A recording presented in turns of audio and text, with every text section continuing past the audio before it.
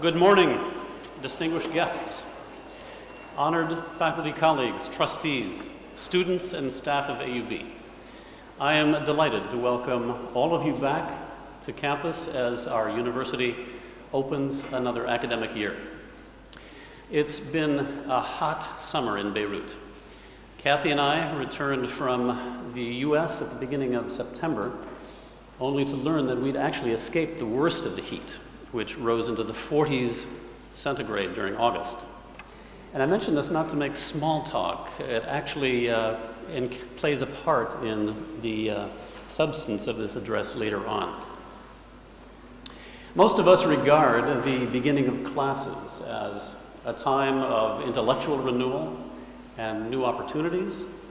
We have a clean slate in front of us with new students and classes to teach. The press of course preparation, reading assignments, and exam schedules will shortly plunge our campus into a familiar and hectic routine that is largely self-sustaining until graduation next June.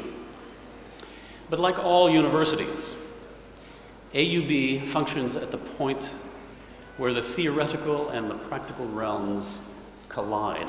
That is, what we choose to teach and the extent to which we succeed in communicating that knowledge make a great deal of difference to the next generation of graduates who are to become the next leaders of society. To judge by its alumni and the historical record, AUB has succeeded remarkably well in that respect. I believe that AUB's success is due to a unique capacity that is the topic of this address: connecting the academy.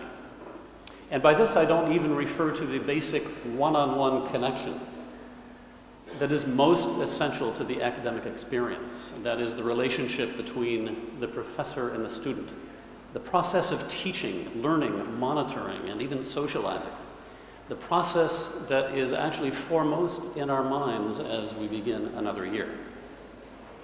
In addition to that, it is necessary for a great institution to connect in at least three other ways, having to do with internal systems, external disciplines, and the chaotic chatter of the world beyond. To begin closest to home, from time to time we need to step back and think about what course materials we use, why we employ them, whether we succeed at communicating, whether we are delivering the education our students can use in the real world. This is an exercise in formal assessment. It's certainly useful for accreditation, but even more so as internal validation to ensure that curricula continue to have direct relevance to our fields of knowledge. This year, we are revamping the internal connections that are essential to higher education. Across the university, our departments are examining learning outcomes for students and assessing whether the goals for degree programs are being supported and met. We are defining what constitutes proper standards for general education and writing-intensive courses. New visibility has been accorded to our centers for academic computing, as well as teaching and learning. Our new Office for International Programs has been established to formalize agreements between AUB and universities across the globe to facilitate the visits of fellow academics and exchange students, and to urge AUB students to take advantage of opportunities to study abroad, to increase their exposure to different cultures and ways of thinking. Also this year, AUB has established a new cabinet-level post, the Vice President for Information Technology, which is now held by Rita Hayatubia. The benefits of effective IT are enormous, beyond merely a question of cost efficiency. The work of her office will transform the integrative functions of our university, including the business and financial systems, the digitization of patient records, the introduction of operational modules for human resources and financial aid, the establishment of a secure central data bank, and the management of critical inventories. But on the academic side, this will also allow, among other things, online course registration, data-driven classroom schedules, computerized grade scores, up-to-date and secure information on the admission of prospective students and decisions on financial aid, access to online teaching evaluations.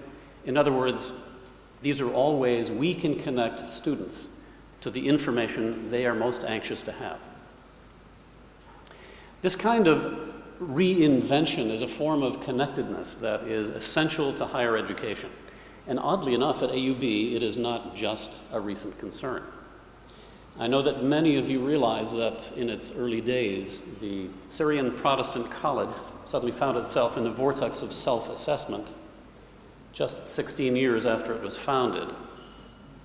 At the commencement exercises of 1882, Dr. Edwin Lewis, professor of chemistry and geology, delivered a lecture in which he appeared to endorse the evolutionary theories of Charles Darwin.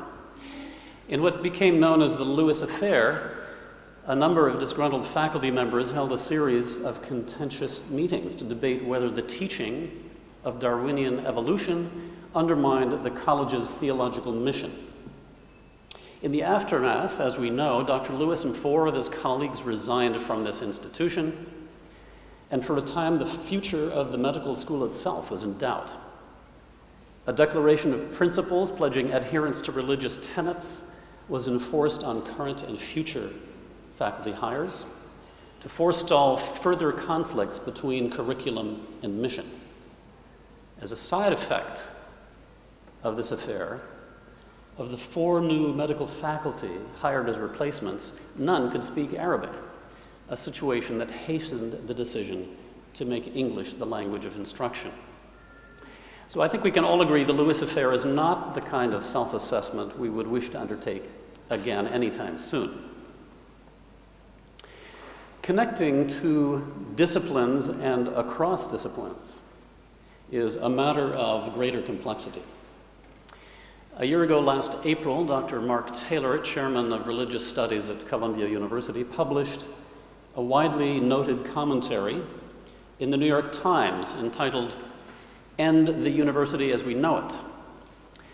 In this editorial, Dr. Taylor argues for the abolition of traditional academic departments and instead proposes that learning and research be organized around zones of inquiry, named broadly defined periods of general concern, such as body, or networks, or time, or money. These zones could bring philosophy into contact with mathematics, engineering with sociology, comparative literature with finance.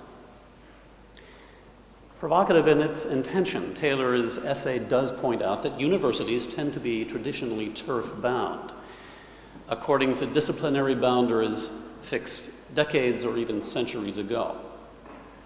They are often, even today, ill-suited to respond to the flexibility of knowledge creation in the modern world. As Taylor notes of traditional departments, beliefs shape practices as much as practices shape beliefs. While AUB, I don't think, is quite at the point of disbanding our faculties wholesale, a number of our established research centers already bring faculty and students from different disciplines to examine issues that span disparate fields of inquiry. To name a few, the Center for Arab and Middle Eastern Studies, the Center for Advanced Mathematical Studies, the Hassam Faris Institute for Public Policy and International Affairs, the Nature Conservation Center for Sustainable Futures, and more will come. Why is this trend so important for the university? In a recent issue of the Chronicle of Higher Education, a number of academics were invited to identify what the next big issues of the 21st century would be. And since I'm pressed for time, let me just touch on 3 of them. Stephan Alexander, Associate Professor of Physics at Haverford College, observes that the fundamental questions of science overlap with questions in the arts and humanities, enabling collaborations between like-minded individuals in their respective fields.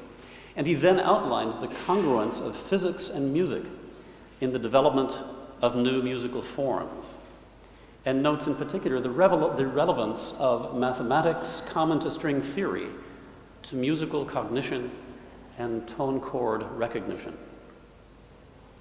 Jonathan Haidt, professor of psychology at the University of Virginia, points to the recent discovery that the human genome is more dynamic and more variable than initially assumed. So we are faced with the phenomenon of fast evolution. And according to Dr. Haidt, we will be hearing less about the Pleistocene and more about the Holocene, the 12,000 years since the beginning of agriculture. This used to be just an eye blink in the evolutionary timescale.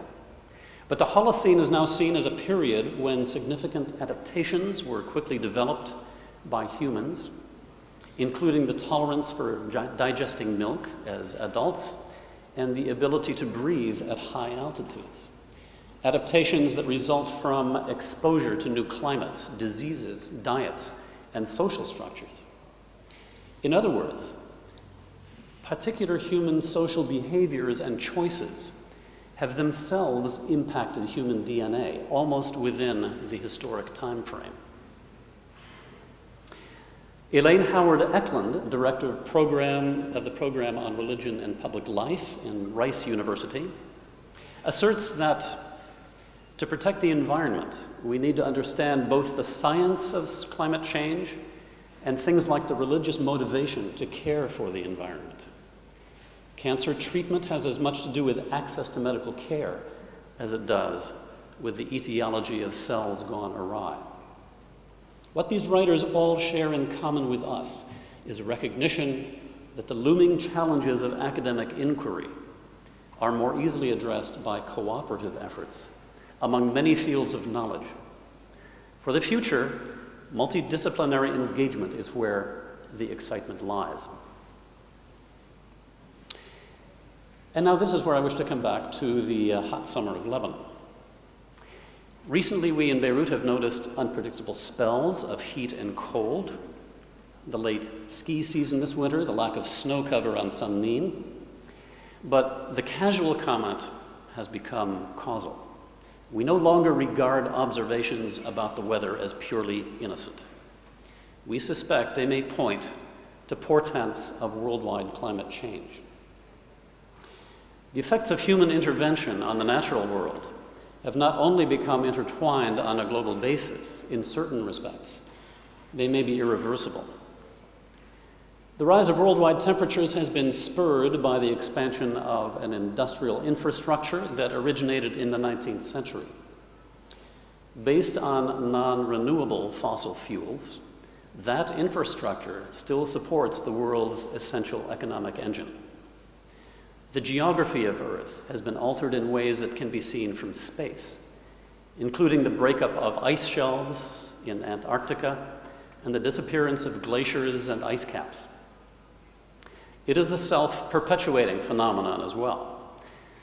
As the diminishment of the ice caps decrease the reflectivity of Earth's surface, modern governments continue to rely on traditional and cheap fuels to stoke economic progress, only exacerbating an apparently unbreakable cycle. Weather-induced tragedies, such as the recent floods in Pakistan, Hurricane Katrina in New Orleans, impact human displacement, famine, and loss of life, to say nothing of political systems. Changing rain patterns are especially ominous signs for countries in the Middle East, and the scarcity of water raises the issue of equitable use of natural resources over time.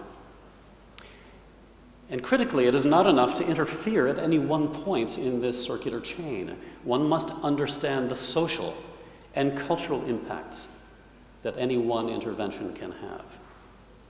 It is a truism that we live in a world becoming ever more globalized, where text and video communications can be instantly transmitted, where local events have international impact, where economic tremors are no longer isolated to a single country, and where goods and cultural influences alike are imported across hemispheres.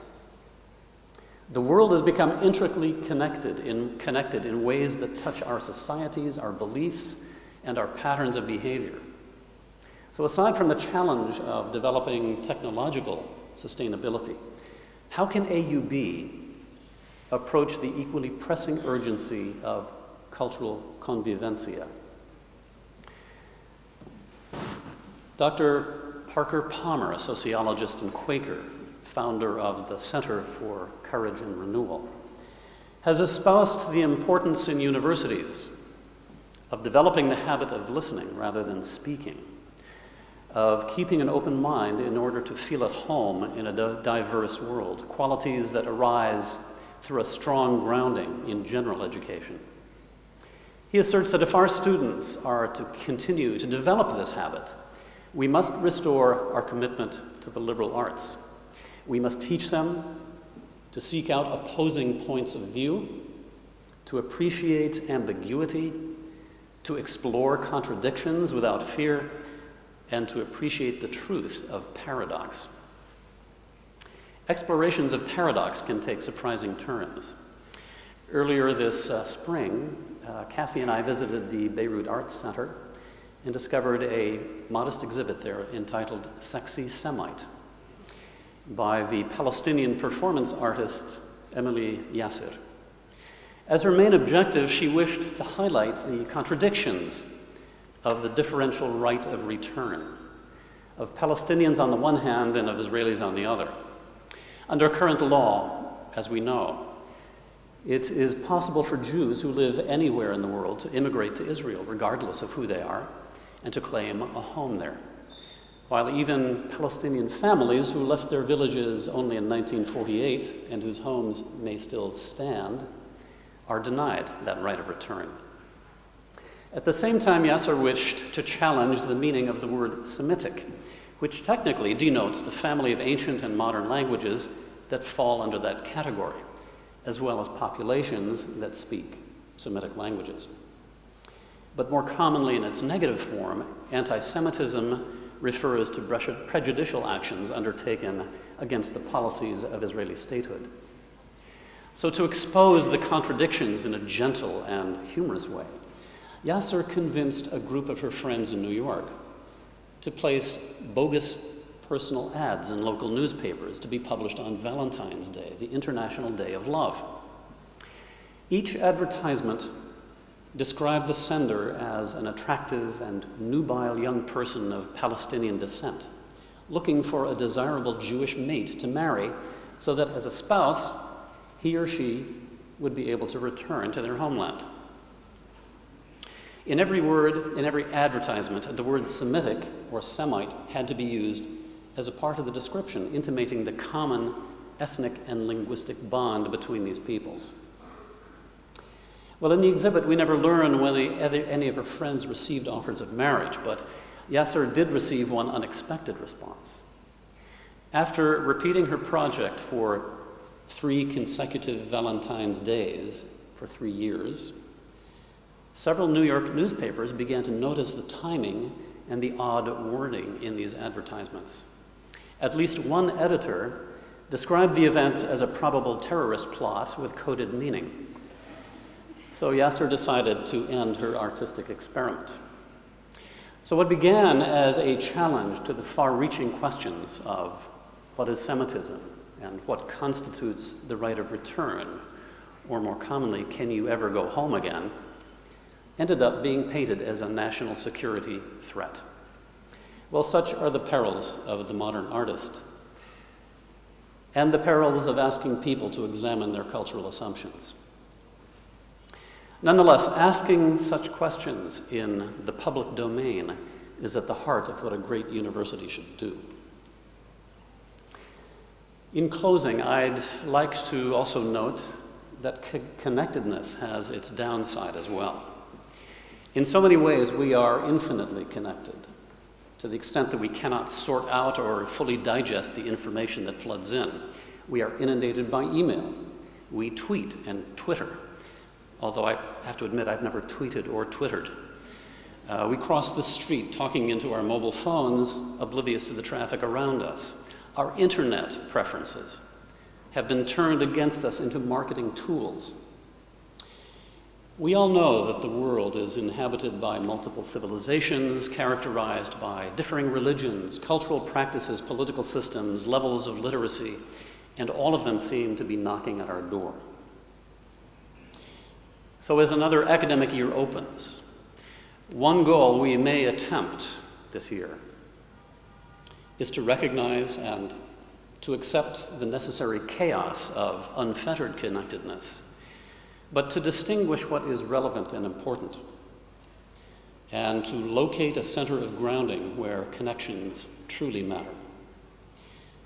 If this institution can set such an example for our students and try to connect in ways that matter most, I think we will have carried on a great and historic tradition for them as well as for ourselves.